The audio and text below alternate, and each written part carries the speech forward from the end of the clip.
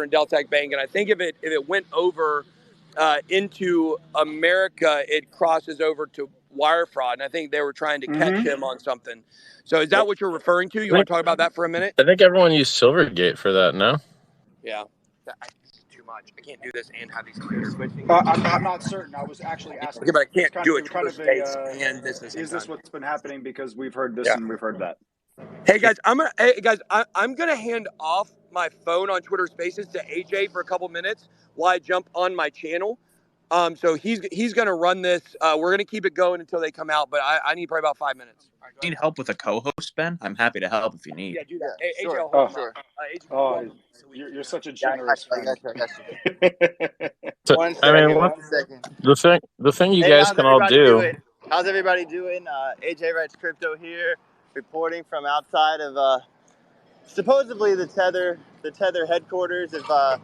Basically, yesterday we went to a spot and they were doing renovations, and then it said that this is the new spot, and we know for a fact that the 5th floor of this building is indeed their HQ, but they don't want us here. And does anyone want to jump in and want to answer that question?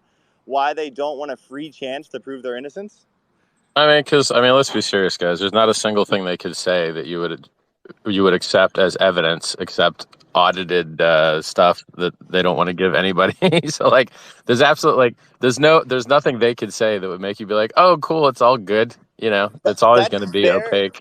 I get what you're saying, but at the same time, this entire game is about optics, and the fact that someone with a badge on their shirt doesn't come out and shake Big Boy's hand to save face does speak volumes to me. Their silence is speaking volumes to me. Oh yeah, you would at least think someone would come out and shake a hand and save face. Oh yeah, I feel you on that. But the thing is, remember, the best thing you guys can do that are listening is to take your private keys and your coins and your own possession and stop sucking middleman D, because you are the reason that all this money's been lost. All these people that stole all this money stole it because you let them steal it, because you're all idiots. Yeah. I told you all to remove all your coins from BlockFi for years. Everyone else had a BlockFi referral link. Now BlockFi is bankrupt as of a couple hours ago. Yeah. Told you the same thing for Celsius. Told you the same thing for exchanges. Told you the same thing for everything. And it's just, I've been in crypto since 2011. Every bull run, everybody starts a fund and everyone goes bankrupt. Every bull run. So, and Richard, I don't know if you remember, but we had a conversation at the Mercedes-Benz Stadium in Atlanta the night we saw The Weeknd in the box suite there, and I asked you, if you had to give advice to someone coming up in crypto, what would be your advice? And your advice was to not day trade. And I spent a long time chewing on that piece of advice, and I think because you have to be on exchanges, you have to constantly be in and out of Tether, which is I'm kind of concerned. I don't currently hold any more Tether since a couple months ago, actually. But would you like to elaborate on that point you made to the audience? So quite simply, the people that get rich in crypto are holders and founders, and everyone else gets annihilated. There is an exception. There's referral link guys. The referral link guys in general can only make money on you getting destroyed margin trading. So if there's if the referral link, most YouTubers with funny face pictures, they're just promoting a margin trading link, and they know all their users get destroyed. They know all their users get liquidated. They know all their users get chopped up by fees, because they get a report, and it shows how much their cut of the losses was.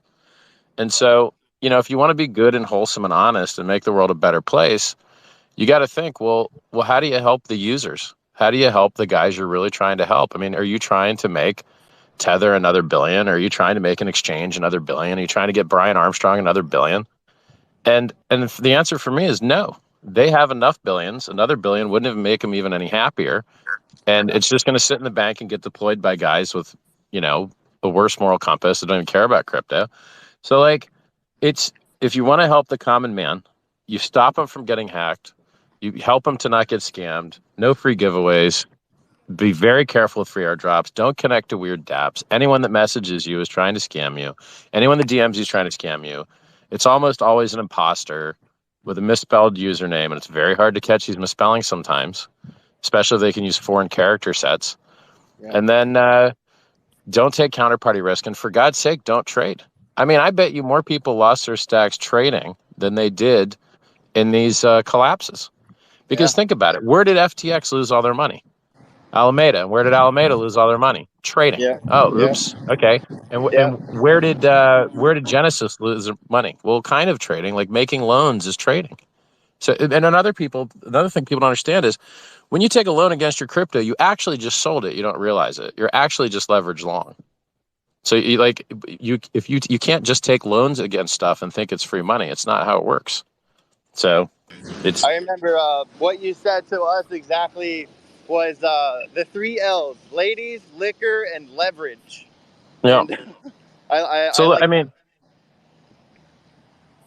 I've been in Bitcoin since 2011. I mined it at 50 cents. I bought it at $30. My introduction was the death market. It went right down to $2 over the next 6 months. And I didn't see break even until a year and a half later total. Yeah. And I posted this chart yesterday. And it's like, I was born in the bear market. I was raised by it. I see it every 3 years. And it's like everyone else thinks it's never going to happen. They think it's this time is different. They do all the same stupid stuff over and over again. And I think if I had more followers, that people could be saved. And it's sad. So look, follow me, Richard Hart Win. But if the people that listened to me were saved, and the people that didn't were annihilated, I faced that scumbag Mashinsky on a live stream, and told him, look, you're the opposite of why crypto was invented. Crypto is invented to get rid of middlemen. You're a middleman. You want to take people's keys from them. And then I hear Simon on Spaces all the time, and he makes money on people that take your keys from you. And at some point, you're just like, come on, man. This is the opposite of why crypto exists, bro. Yep. Richard, when do you think that, since you've been in crypto since 2011, I'm curious to hear your perspective on when do you think that the libertarian ethos of cryptocurrency started changing to this more statist reliancy on the government and the reliancy on CeFi rather than the actual notion of DeFi, no middlemen, and peer-to-peer economic sovereignty? Like, when did you start seeing that ideological that transition? Well, when all the stuff they tried failed, right? So local Bitcoins was going to be the answer to centralized exchanges, and then they pretty much failed, and now no one uses it. And then there was going to be a local cryptos that was going to try and do it for Ethereum. I guess that didn't work out. Then there was going to be BISC, and then there was no order book depth. There was no liquidity.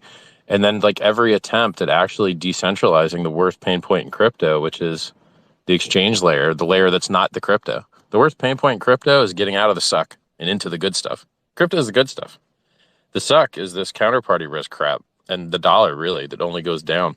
So it's, and then you can't build on it, right? So we do have massive, gigantic, insane liquidity for Ethereum, USDC, USDT, DAI on chain on Ethereum. And so basically Uniswap and automated market maker, constant product, and now they have CLOB, right? So you can do single-sided liquidity on Uniswap now. So it kind of acts like a central limit order book. You don't have to do it symmetrical. That revolutionized and de-risked so many people. There's so many people. You know who's not getting robbed? The hackers. Because the hackers just stole the money, left it on chain, and then maybe put it through a couple of on-chain exchanges, and then they didn't get counterparty risk murdered. So the hackers are the guys that get to keep all their money. The people that hacked Silk Road and the people that hacked Bitfinex and didn't margin trade the coins got to keep their coins.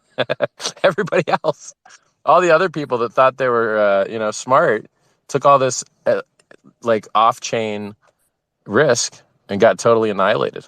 So I think Bitcoin lost the plot when you couldn't get mad gains anymore because the world's richest guy already bought. And so you're stuck with limp gains forever. You're down after a 5-year hold. You're down after holding 5 years. Crypto used to have good. Yeah, just a quick heads up. Someone has come out of the building. A woman, long black hair, and she is speaking to Ben about the situation. I don't feel like she's a security guard, that's for sure. Very interested to hear how this develops. Please continue where you were. I just wanted to fill you guys in. Sounds like you might get a date. Anyway, Just maybe. We can only hope for the best, Richard. so it's if you live by the core principles of crypto, which is not your keys, not your coins, remove counterparty risk, do not trade, do not leverage trade, do not get chopped up by getting in and out. Buy and hold the right thing that's got product market fit and hold it for a long time. No one's outperformed you. So people will get leveraged up and outperform you in a bull run until they evaporate. And so this is what happened. And by the way, it makes me so angry that all of these scamming scumbag subhuman pieces of trash have more followers than me when I was right about everything and they were wrong about everything. Sam Bankman-Fried, 1 million followers. Me, 250,000. Who's the other dude? Three Arrows Capital. Su. Oh, I don't know. More followers than me. Every scumbag that scams everybody's got more followers than me. Mashinsky, more followers than me. Well, why? Did these guys give you free coins? No, I'm giving you free coins. Did these guys protect you and help you, or did they get you wrecked? Did these guys tell you Bitcoin was going to 10K or 100K? Well, I'm the 10K guy and I'm winning. And they're the 100K guys and they're totally bankrupt. They're in bankruptcy court, sad face, running away from anybody, hiding. And I've never been more public. So like, it's not a fair world out there. And I mean, heck, I'm even twerking my ass and wearing clown clothes and buying silly crap. And I still can't catch up on the follower count. I mean, am I that ugly? I don't get it. Just a quick fill-in. This woman is from Tether. She kind of danced around down the edge, saying like, like we have to talk to our regulators and talk to our other people, and we're gonna kind of do that conversation between us. And then after we have that conversation, we will talk to you. So I will give Tether some props here for facing this and coming to talk to Ben about it. I think that is a good look for them. I think that's what they need to do. Even if like someone said, they can't prove everything like with the correct documents and whatnot, but still the fact that they are willing to talk, that says a lot, So did you see that New York Times article about that YouTuber that gets 10 views per video that tries to bust crypto scams? And you're like, who is this guy? Like what weird corner of the planet did you guys scrape this thing out from? The thing that no one's ever seen before. And why are the people that have been here for decade and got it right over and over and over again called the top on the day? Anyone else call the top on the day? No, I called the top on the day. And it's like, you just want to virtually slap these people through the internet and try and make them smarter. Yeah. I mean, just like with any a group of friends that you could have that have questionable decision-making qualities, like you can tell them the truth and when like what they should do to your blue in the face, and they can hear you, but that doesn't mean they're going to listen. And like some people have to maybe find their own bottom or get wrecked a certain amount of times or get to a point where they are willing to listen to the right people and are willing to get their version of the truth. So there's something to be said about that too. So Yeah, they always say that one thing I've highlighted. One of my favorite quotes is that the first bull market is the one to learn from. The second one is to capitalize on. That's even something true for me personally. I don't know if you guys agree, but that's something that's a philosophy that I've personally taken with me on my crypto and blockchain journey. But I want to ask you, all of the speakers here, do you believe that a reactionary response is going to come that's going to maybe bring back the principles of DeFi now that centralized exchanges are collapsing and Ben, being in the boots on the ground, and Richard, perpetuating the true ethos of cryptocurrency, bringing up that DeFi is paramount, that peer-to-peer transaction are paramount, that the need for the state is not what cryptocurrency stands for. Do you foresee a reactionary response back to the older crypto, or is that kind of like... No. I mean, people with hammers thinks everything's a nail. People with screwdrivers thinks everything's a screw. And government thinks every solution is to make more laws. And when's the last time you saw a law removed? Or when's the last time you saw a tax lowered? So governments only raise taxes and only make more laws and only create more jobs for more government. That's all they do. And so, like, unless you become part of the governance process, like BitBoy's trying to do, and actually improve that from the inside a little bit. I mean, there's a saying from a quite old what's it called, philosopher. He says, like, one of the bad parts about not being part of governance is that you're destined to be ruled by your lessers.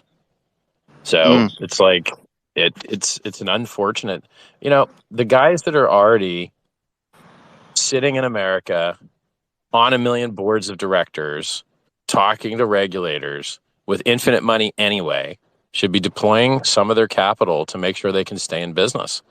So the Winklevi drone bot, whatever those two things are, the guitarist or whatever the Winklevi are now, the guys that got their users scammed by getting them into Gemini Earn, those guys, they should be deploying money similar to how Sam Bankman-Fried was, but for good, honest purposes to create more freedom crypto, not less. If it's like guys get caught in a weird space, right? So they try and do what they think is maximally profitable for them. So if you're sitting on your Bitcoin bag, do you want your Bitcoin bag to get smaller spending it on regulators, or do you want to buy the dip? You probably want to buy the dip. Okay. And if you start an exchange like Gemini, which probably loses money is my guess. I don't think they have much volume, liquidity, users, but they do have a lot of overhead, right? They've got like a bit license or whatever.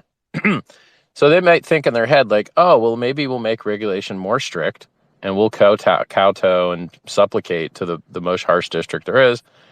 And then did they make any money? Did they get rich on it? No, they would have made more money buying any altcoin in the bull run. Absolutely any altcoin would have outperformed their lifetime, Gemini earnings. And you get this tragedy of the commons where it's like, guys, you actually have to give up a little bit of your stack to promote the thing that will allow you to stay in business. Or it slows the on-ramping, right? So like the best thing for the Gemini dudes would be if more people bought Bitcoin since they've got big bags of it. And the best thing for Bitcoin, well, if people could on-ramp to it. And the easiest way for them to on-ramp to it ain't Gemini. It's to let 1,000 flowers bloom and let good ideas flourish. And to, I think the security theater stuff and the slowing down of on-ramping of new guys really is just hurting the good, honest man, which is the majority of men, and not hurting the bad guys. I mean, the bad guys just scammed how many billions of dollars? Did they have any problems doing that scamming of the billions of dollars? No. Okay, well, who's having problems? Everyone else in the world having to send these retarded selfies. We're all having problems. It's not fair to us. Those selfies didn't help anyone not get scammed. Not a single person. They're all totally wrecked. So what's up with the selfies crap? So like this concept that like if you have a utility bill, a story, and a government ID, that solves crime somehow. You're like, no, that's more hay. They're looking for needles in haystacks. You're giving them more hay. They don't need more data.